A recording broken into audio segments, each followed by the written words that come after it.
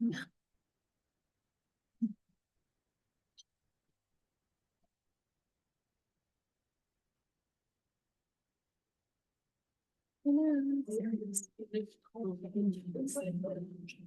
then how do I advance this slide? Okay. Yep, your mouse is right. Awesome.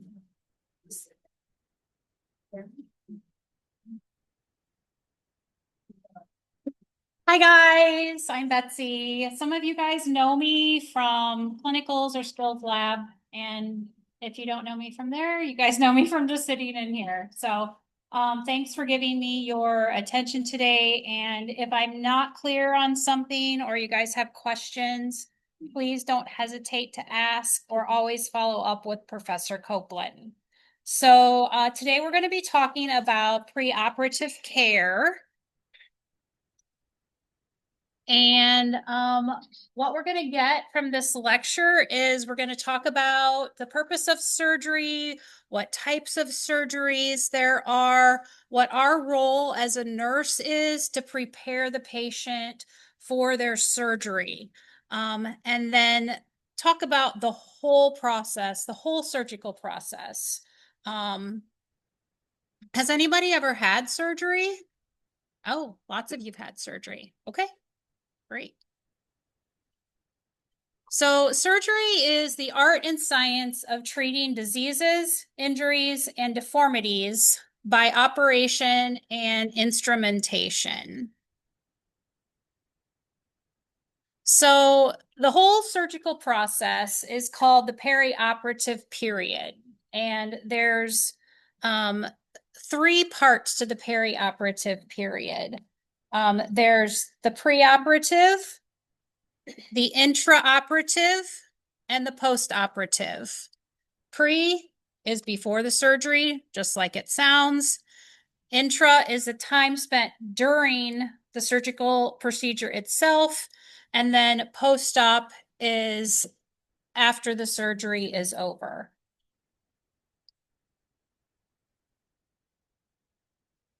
So the thing we want to do for our patients to get them ready for surgery is to help them stay positive, feel calm and not anxious about what they're about to experience. Did you guys have, for those of you who had surgery, did you have any nervousness about it? Did you have an okay experience? Okay. So some of the common purposes that people have surgeries is to diagnose something that's going on that maybe can't be figured out, to cure, palliation, which would be to alleviate symptoms but without a cure, prevention, which would be to remove something to prevent, further disease process.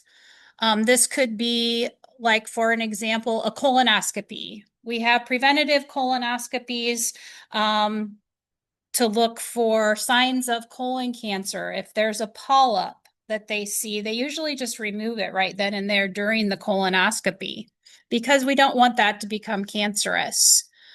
There's cosmetic improvements, such as like breast reconstruction surgery after someone has a mastectomy.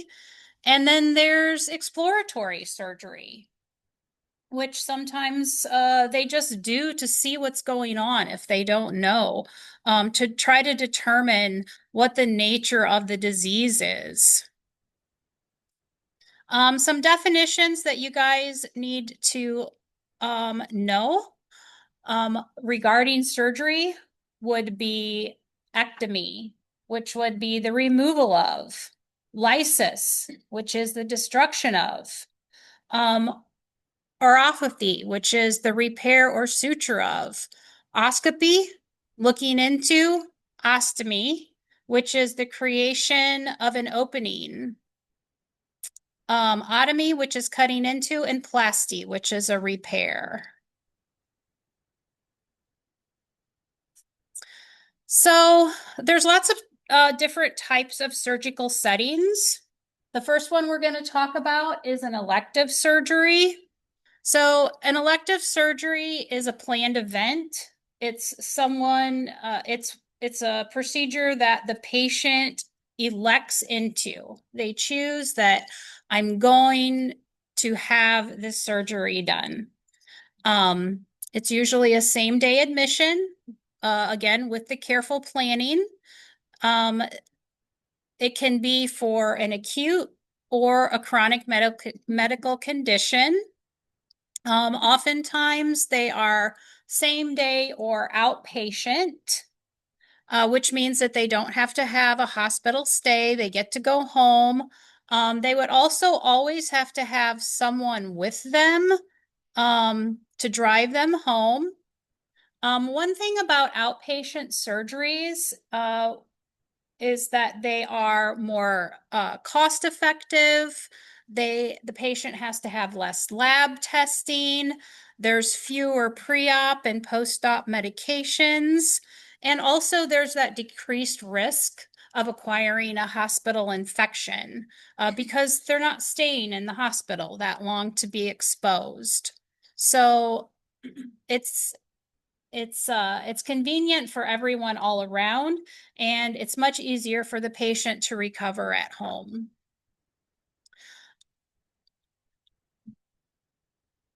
Then there's minimally invasive surgeries, which are like laparoscopic or endoscopic, and a lot of outpatient surgeries would be minimally invasive.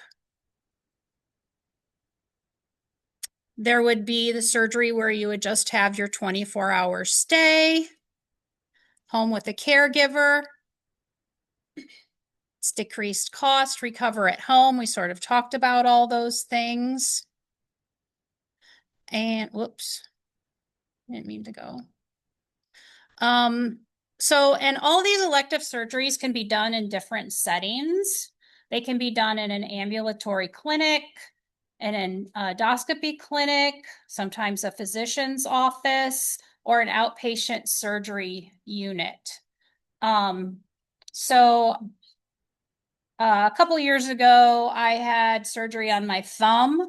It was a really easy procedure. I was able to go out to OSF Route 91 and have it in there, a little surgical center out there. And fortunately, they used a local anesthetic, which we're going to talk about here in a second. And I didn't even need a driver. So there's all types of surgical procedures from, very simple to much more extensive. Is that why the stay is different? Yes. Mm-hmm. But then also, because of it's a planned event, we anticipate what their risks are going to be. We can manage it a little bit easier.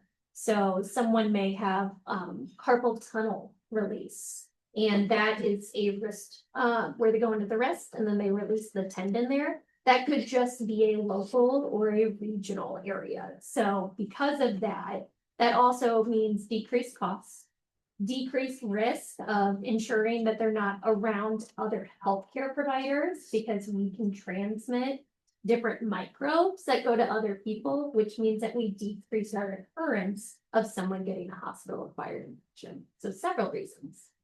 Sorry. No, that's great. And then, your stay also depends on the type of anesthetic you're having. If you're having that general anesthesia, you might be more apt to have that stay, whereas a local, probably not. And it also depends on the pain level it's going to create. So.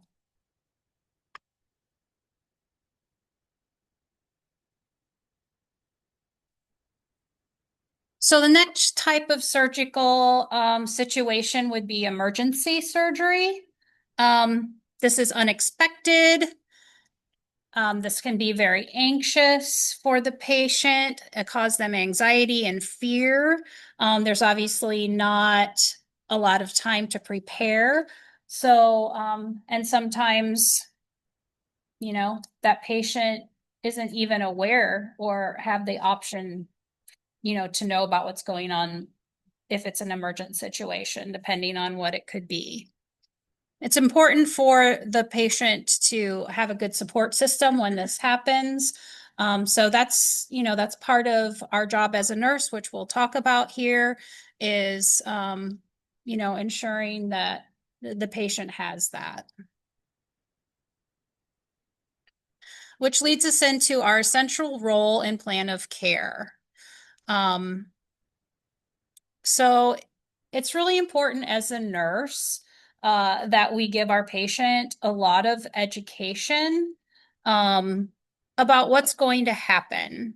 Um, we need to know the reason for the surgery, the patient's comorbidities, how that's going to affect their stress response to surgery. Results of pre-op diagnostic tests are very important. It's our job to notify the physician of any red flags that may affect their surgery, risks and complications of the procedure. We need to communicate and make sure that all of the team that's going to be caring for the patient has open communication so everybody knows what's going on. And documentation is a key for this. So I know, like in the clinic that I work at, which is a neurology clinic, we have a lot of patients who have like orthopedic surgeries or really any type of surgery, but knee replacements, we deal with a geriatric population. So knee replacements, shoulder replacements, and the patient's care team on that end, we get lots of messages because they are looking at all their comorbidities, what they have going on neurologically, and they ask for clearance for their patient to have this surgery to make sure that they are safe from a neurological standpoint to have this surgery. So there's a lot going on outside of just that office itself or that team that's providing the surgery.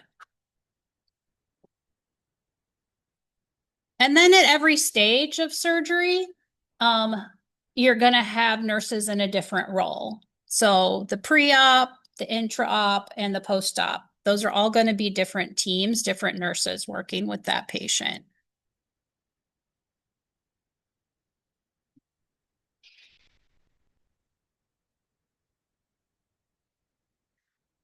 So the patient always has a pre-op interview prior to their surgery. This happens in advance, well in advance, so everybody's on the same page. If the patient is taking any medications, blood pressure medications, such as beta blockers, might be asked to be put on hold, or anticoagulants, blood thinners will have to be held before surgery because there's that risk of bleeding. So, they will cancel a surgery if they find out that a blood thinner has not been held. It even, I had a friend who was supposed to have a surgical procedure. Uh, the day of the surgical procedure, they found out that she had taken ibuprofen at home within five days prior to, and they canceled her surgery right then and there. So anything that can thin the blood, they won't do the surgery. Insulin and blood pressure meds, as I said before, are all medications that they will give instructions on to the patient on how to handle those prior to their surgery.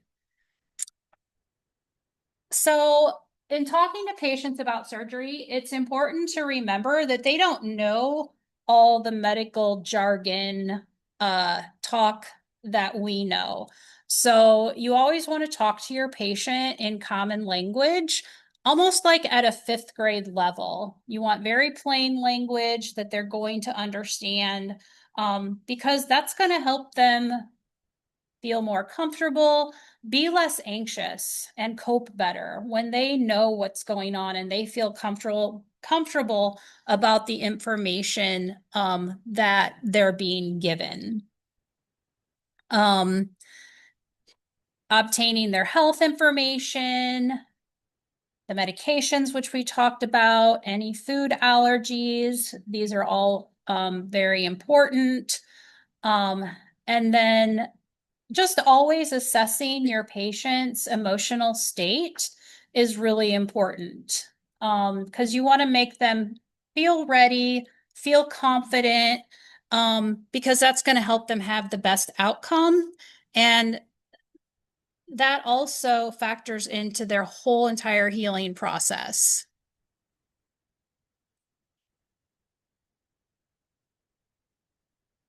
So, nursing assessment of the preoperative patient. So, the overall goal is for us to identify risk factors and make a plan of care to ensure their safety and their overall well being. And the first way to do that is to establish baseline data. And we can get that from other places too to compare.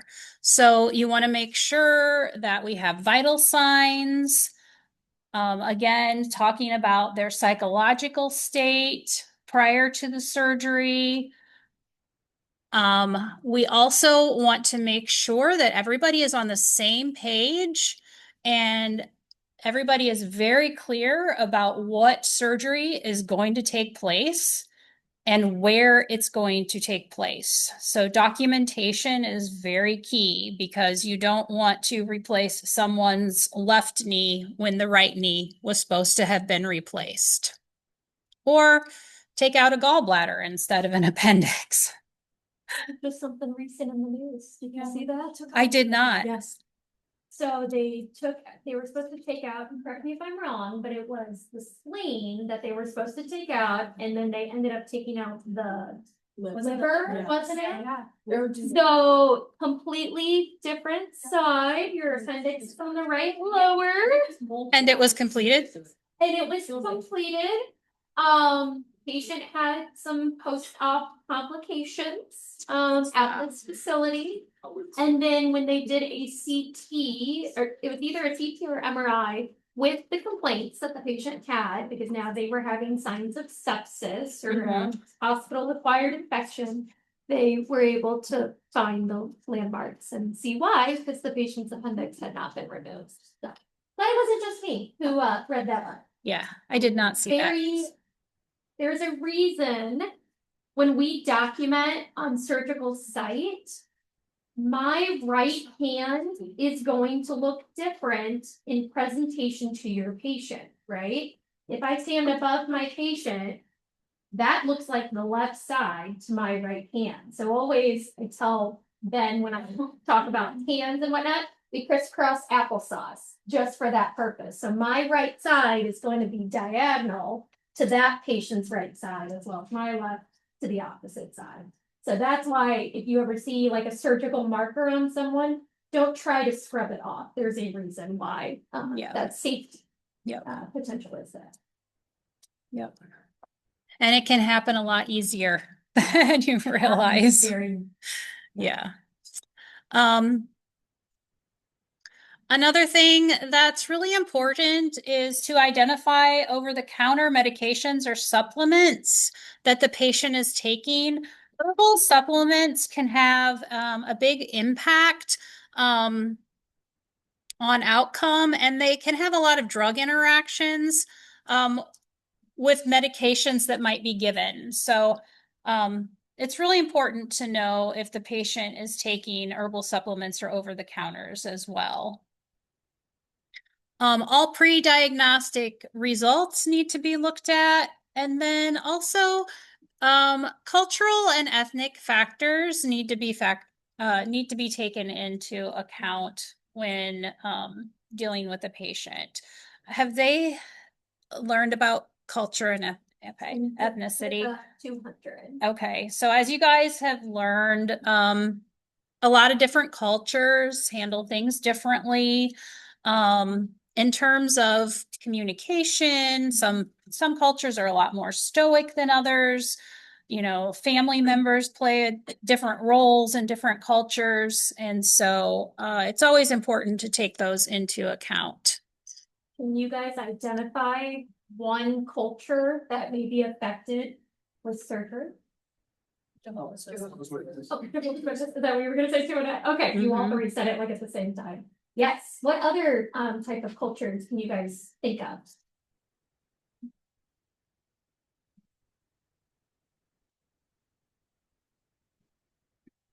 Native Americans when it comes to the interviewing process. Yes, why the Native American interview process? That's what I was just gonna say, so why do you think that? There's a respect, comes to eye contact and stuff like that, knowing again preparedness of the patient. Absolutely. So having that one person in Native American culture who takes those questions and then provides that information to their loved one. Again, it could just be the respect culture of it. It could be how information is handled. Sometimes you see that with like a patriarch type of setting. Native Americans can, I know, I'm trying to think of another one off the top of my head. Sometimes very traditional Mm-hmm. Chinese culture as Mm-hmm. well. And then sometimes they also have rituals prior to a surgery that they need to partake in to ensure about their own beliefs. Yep. And then in the end, just making sure the patient has received and understands all the information needed so that they can make an informed decision about consenting to this procedure.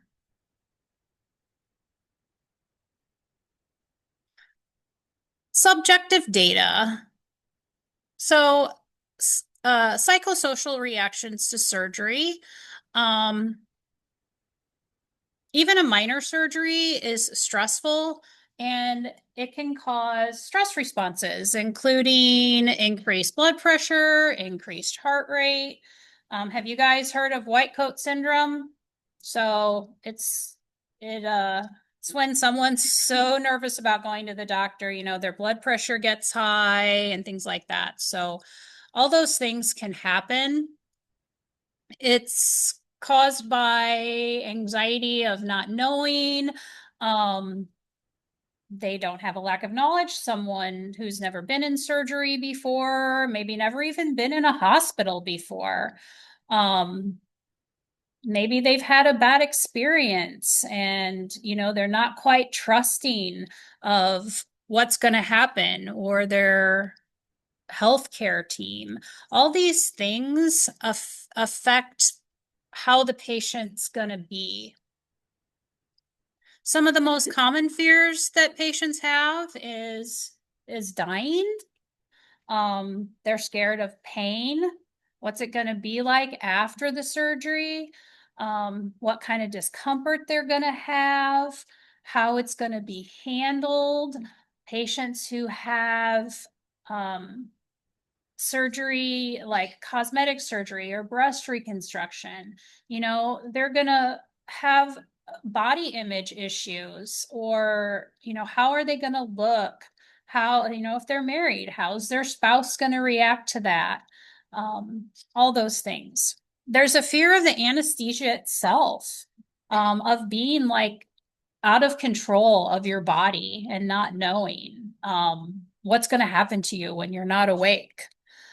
And then just the disruption of life in general, because, you know, if you're having more of a major surgery, you know, the recovery time can be quite long. If that, you may be off of work, you know, you may have to have help in the home. So there's a lot of adjustment that's needed going into a surgery. And so it's really important to give that patient a lot of hope, be positive, make sure that they have a plan when they go home, that they have support so that they can cope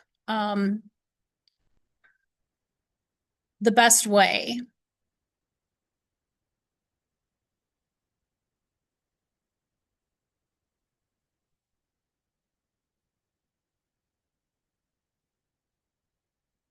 Some more subjective data is their medical history, hospitalizations, surgeries, any problems that they've had in the past with a previous surgery. Um, I had a surgery, I've had a few surgeries myself, and I think maybe three. The first two, I had no problem with anesthesia, no problems.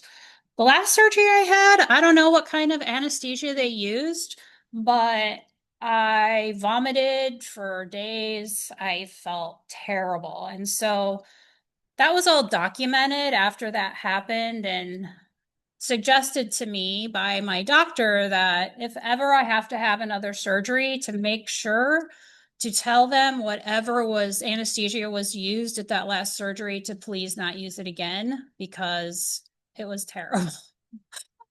Um, Family history, pregnancies, um, again, medications, including birth control, over-the-counter herbals, allergies. And it's important to always note if a patient has allergies, there's a lot of things marked in their chart.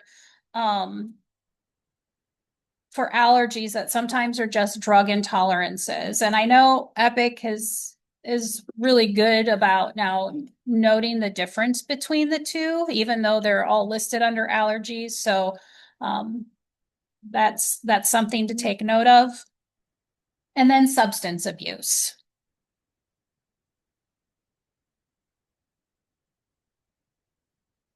Why might substance abuse be something to take note of? Go ahead. Is the opiates during surgeries? Yep. What about, go What ahead. you were saying? I was gonna say that the idea had the, when you recover, they're gonna prescribe opioids and that there will be a big stuff. So that would take opioids, yeah, but if there was some abuse, it's paid. Yeah. Mm-hmm. Go ahead. It can also like interact with medications or anesthesia you get it. Mm-hmm. That's a big one. Go ahead. Yeah, like the pain control. Sure. I mean, even you could also say like if they're a recovering addict or something, so from substance abuse, you don't want to give them fentanyl or something like that. They might not want it. Mm-hmm. Is there permission or something like that? Right. What if they're an active addict with their recovery and let's say they're going to be in the hospital a while. They might start experiencing withdrawal symptoms. So those are all things that will have to be accounted for as well. Objective data. This is our hard data. So patient's always going to have what's called an H&P, which is history and physical on file. So we want to know that within a certain amount of time, that patient has had a good checkup at their doctor, at their primary doctor, usually is who does this H&P. And they have said, this patient should be good to go for this surgery. The H&P basically tells their physical status and how that anesthesiologist is going to manage their anesthesia as well. It just identifies any potential risks for during their surgery. And it can also determine if the surgery should happen at all. Can you guys think of some things that might stop a surgery?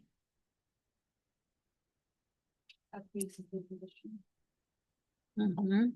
So cardiac issues, geriatric age, those are all reasons that they may say, we're not going to do this surgery. Diagnostic studies that will be done prior to, including like the coagulation studies, potassiums, All women of childbearing age are going to get a pregnancy test. You're going to get an EKG, blood glucose, test for MRSA, because all those can be serious, especially with wounds. Are all of those gonna be done all at once before taking the surgery, or are they like, they pick which ones they do? It could be either or, it just depends on the test. I mean, some diagnostics might be done not the day of, but labs, EKG, those are pretty much would probably be all done like on admission. Usually within 30 days of Yeah. the procedure.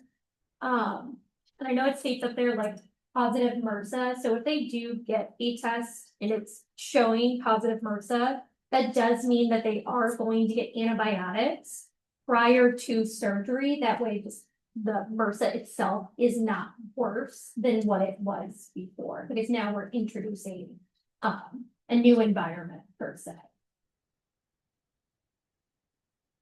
So, and then a thorough head to toe assessment is going to happen. You're just going to review all of these areas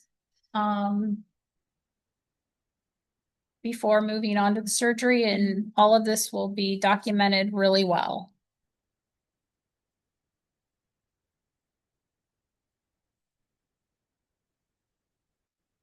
So preoperative teaching.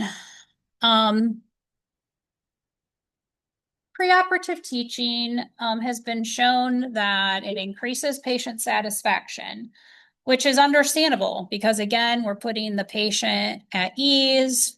More information, more knowledge is always better for the patient going into this so they can make their informed consent. It also can decrease complications because if the patient is well educated before and after, they're going to care for themselves better. And when they know what to expect, know what's going to happen. So all these things can decrease their length of stay. If they are staying in the hospital, decrease their recovery time after discharge. You can give them written materials. A lot of times you can ask the patient how they like to learn. Do they like to read? Do they like to physically have something in their hand to look at? So any information that you can send with the patient or instruct them to do at home is good. Focusing on safety. Should the patient have an assistive device, or, what should they or should not be doing, like lifting, things like that after their procedure. We want to observe and listen, answer any questions that they have, and make sure that we've answered them sufficiently and that the patient understands.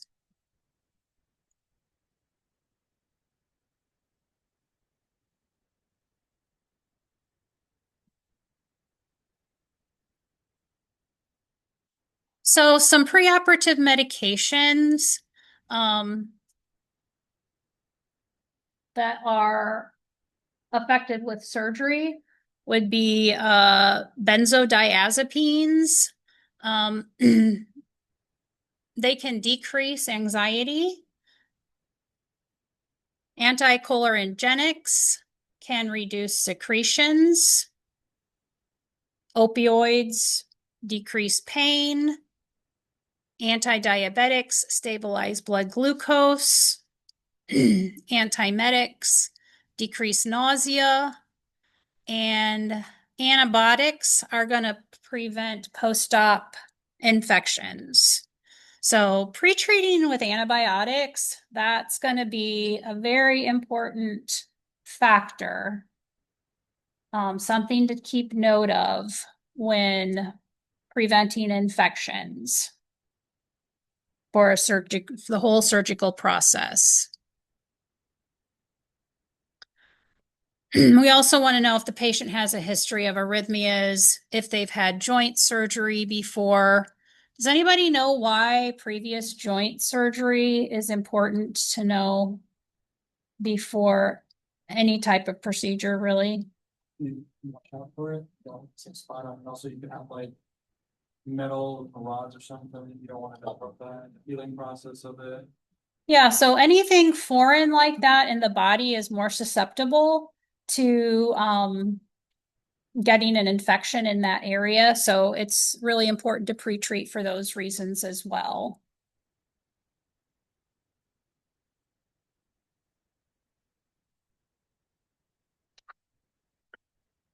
Going on to some more teaching. For the surgery itself, things that you're going to want to encourage the patient to do is teach them about deep breathing. What is one thing that we use? I'm sort of skipping ahead here to encourage them their breathing. Yep, incentive spirometer. Coughing that helps them clear their lungs. Same thing that all that deep breathing does.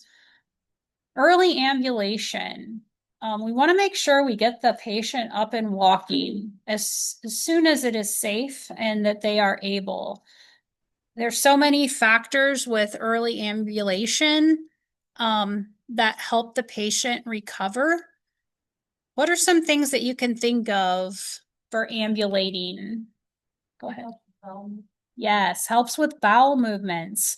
When someone's has an overnight stay for a surgery, they always want a bowel movement before they're discharged. It's really important to make sure that those bowels wake up after having anesthesia and that they're moving. Sometimes patients have a pain pump after surgery, and it's important to let them know what, this is going to be, what it's going to do. They have control over that, that they can, actually administer themselves. Obviously, there's parameters on it that they can only do it so often, but just letting them know what that's going to look like and that they can do that themselves is important. Any devices that might be used after their surgery. Sometimes when patients have hip surgery, they have to have like a wedge between their legs. So just warning them of any of those things that might be used after surgery.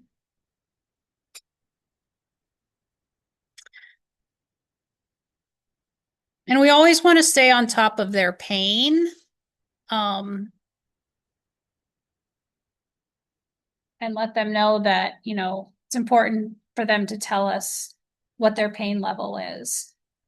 Something else, we always want to prepare them for what it's going to look like during the surgery itself. There's a lot of things that go on that they're going to see that they may not be familiar with, like the temperature of the operating room, what the lighting is going to be like, what the noise might be like, what people might be in there when they're taken into the operating room. We need to tell them what clothing they need to wear, what clothing they should bring for going home. We need to give them those specific instructions that you may not think about.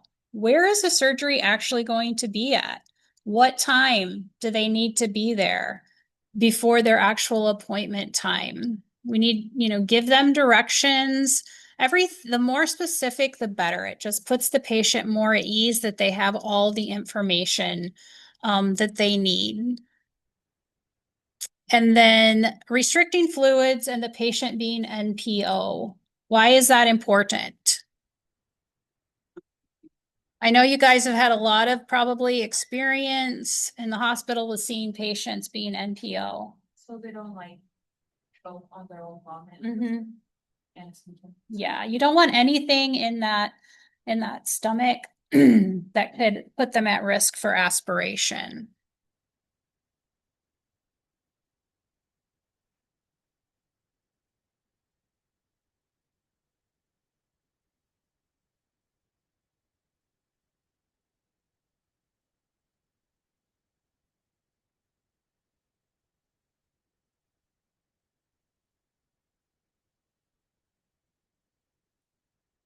And then probably one of the most important things before surgery is getting that informed consent. So like this is considered a legal document that the patient has been educated, that they have given the information, and that they are part of this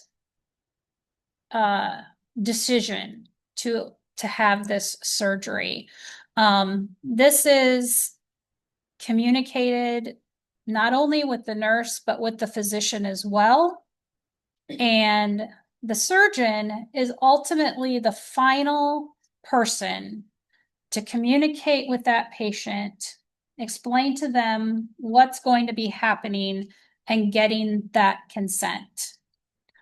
We can educate and tell them and do everything beforehand, but that proceduralist, that surgeon is the final person to be going in and getting that consent. And then we can be asked to witness that.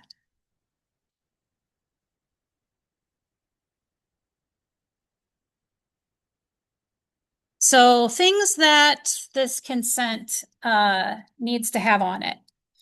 So it needs the diagnosis. It needs the purpose of the proposed treatment. What's the nature of it? Why is it happening? It needs to list the risks, probability of your successful outcomes, if there's any other options and or alternative treatments that can be used, and then the prognosis if this treatment is not instituted. Patient needs to know all their options. They have to show a clear understanding before they receive their sedation. Minors under 18. So any minor under 18, we would use a power of attorney or their parent. One thing to take note is there is such a thing as what's called an emancipated minor. This is someone who's younger than the legal age, but they legally have consent to make their own healthcare decisions. And this is something that's been granted by the courts. And in this case, the parents, they don't have a say, correct? Correct. Yeah. Emancipated minor means that a physician has evaluated the patient, and again, this patient is under the age of 18, with legal consent, maybe a lawyer got involved, or could be, under circumstantial issues that the person who has that consent to their own body, to their own knowledge, to their own decisions, has to have that in writing. So it can't just be that a physician goes and points to a patient and says, you are an emancipated minor, right? It has to go through a legal service. Now, there's been a few different movies and books actually written about, I'm trying to remember the one where it's the sister becomes an emancipated minor when her other sibling had leukemia, so then she was like donating her body parts. What is that movie, guys? Sister's Keeper. Yeah. My Sister's Keeper. Oh, it took me a minute. But yes, sorry. So that is based off of a true scenario, as well as the book and the movie too. So if you haven't seen it, it's a good one. So a couple things to note is that a patient cannot be coerced in any way into a surgery. They can't be persuaded or coerced. The other thing is in a true medical emergency, it's possible that this treatment may override the need to obtain a consent from the patient, because if they're incapacitated, they can't do that. So other options would be next of kin. And this would be because this treatment is necessary to preserve the life or severe impairment of the patient.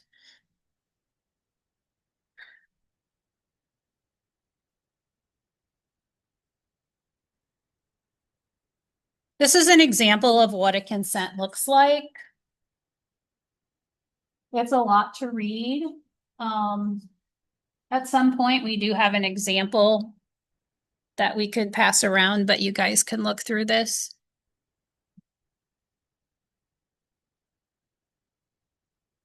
So actual day of surgery activities.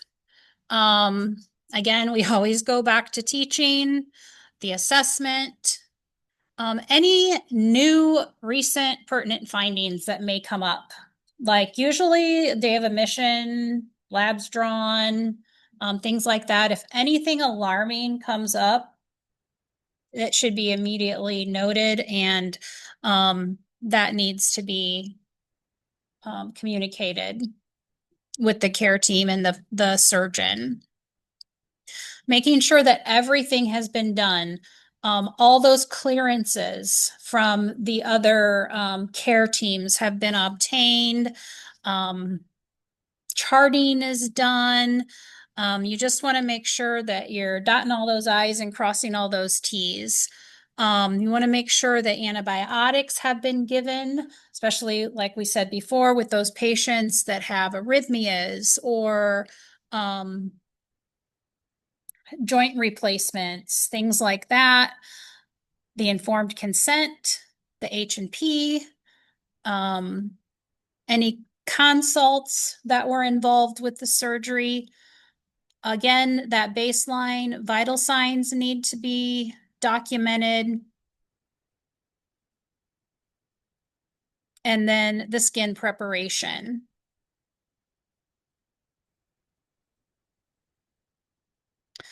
Do you guys haven't had pharmacology yet, but I said earlier about drugs to help secretions. Does anybody know a common one to help secretions? Atropine. Yep.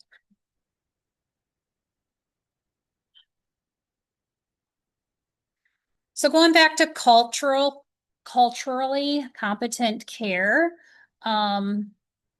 culture determines how people express their pain, family expectations, ability to verbalize and express their needs.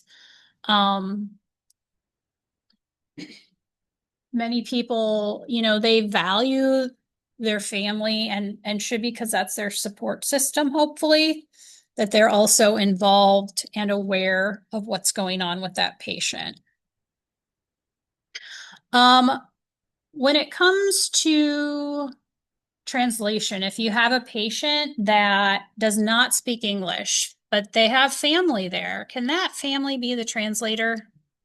No, because you just don't know what that communication is if you do not speak that language. So it is always important to have a translator involved in all of that.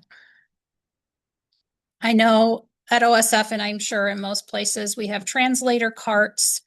They're little tablets. If you guys, has anybody seen them at all in clinicals? They're little tablets, and you call up a translator and you pick the language, and they're like right there in the room with you. And the nice part is too, you can have male or female, like who speaks that language, but then you can also, with the tablet, use that as like your third person to kind of like transmit information. Also the phone number too. Mm-hmm. I mean, more times than not, we're in person with them, but you can use a translator over the phone too. They're the same service. Yeah. I just forget about the phone. Ger- In clinic Wi-Fi was, you have the phone there as someone. Gerontologic considerations, we always have those. Any of our patients that are 65 years or older,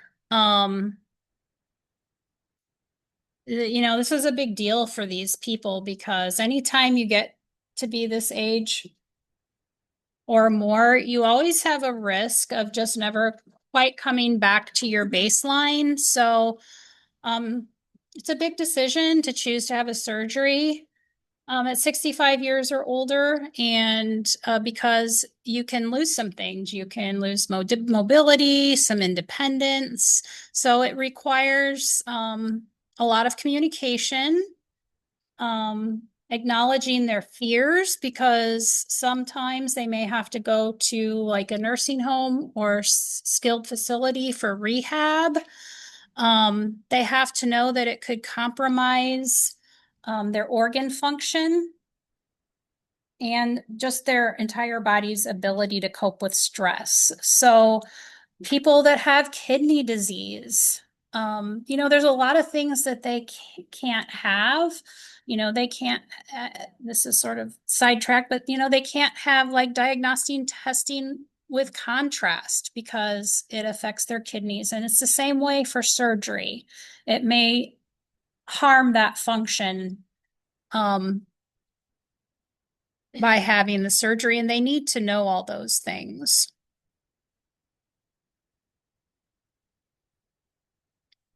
Advanced directives are also really important. It's important to know what the patient's wishes are, and that's really for any age, but should something not go well with the surgery, what their wishes are in terms of like being on a ventilator or life support, if they're a code.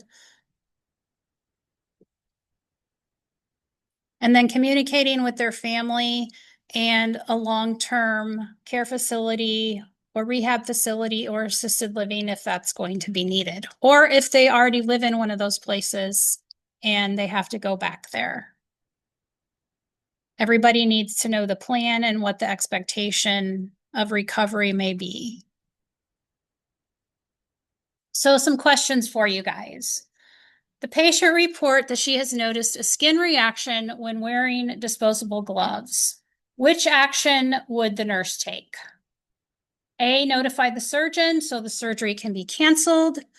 B, ask further questions to assess for possible latex allergy. C, notify OR staff at once so they can use latex-free supplies. Or D, no action is needed because it doesn't matter for the patient's surgery.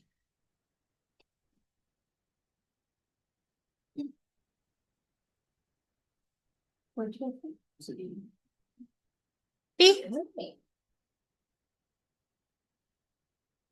Always ask further. Mm-hmm. Oh, we're at the end. Is my time bad or good? Your time is great. Okay. If you want to pass this out, we have about 10 minutes left. Okay. So what we're gonna do, guys, is we have just a little activity. I'm gonna give you guys some cards that just sort of have a surgical